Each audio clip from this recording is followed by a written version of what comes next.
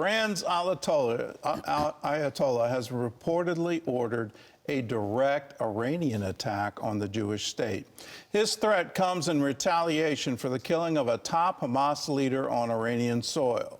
Prime Minister Benjamin Netanyahu is warning that anyone who strikes Israel, quote, will exact a heavy price from any aggression on any front. Chris Mitchell reports on the growing concerns the conflict will escalate into a wider war. On Wednesday, the funeral procession of Hamas leader Ismail Haniyeh made its way through the streets of Tehran.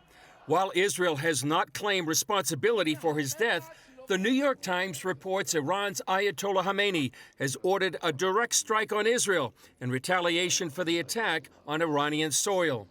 A senior Hamas leader said Haniyeh's death affects ongoing negotiations between the terror group and the Jewish state. There is no point in talking about ceasefire negotiations amid bloodshed and assassinations.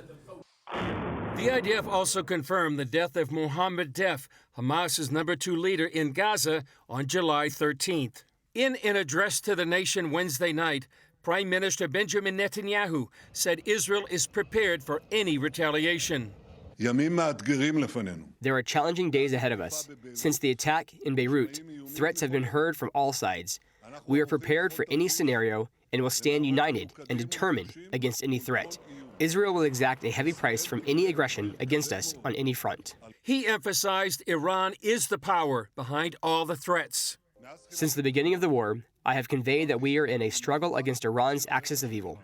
This is a war of existence against a stranglehold of terrorist armies and missiles that Iran wants to tighten around our necks.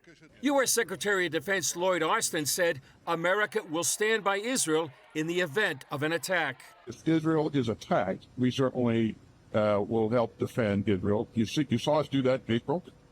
You can expect to see us do that again. Middle East expert Avi Melamed expects a calculated retaliation by Iran. It will be, on the one hand, powerful and send a message, but on the other hand, will be very careful not to result in a dynamic that will actually result in an all-out war. Melamed adds Israel is sending a message with these twin strikes. You could read the Israeli message to Iran as one that says we are willing, able, and ready to be engaged in a whole-out war, which is not something that I think the Iranian regime actually is interested in at this conjunction, at this time. These latest crises come as Israel marks the 300th day since the October 7th attack.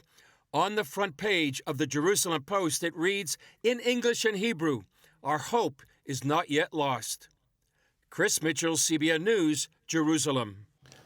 Well, let's pray that we can pray for peace and have hope that peace can result from this. But as long as the regime of Iran stays in power, as long as they're dedicated to this ideology of hate that they call it the Zionist entity. They don't even recognize Israel as a legitimate state.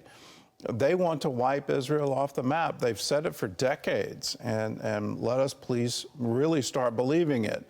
Whether it's rocket attacks from Hezbollah, the October 7th massacre from Hamas in Gaza, all the provocations, all of it goes back to Iran, and it goes back to this ideology. As long as that stays in place, we're not going to see peace.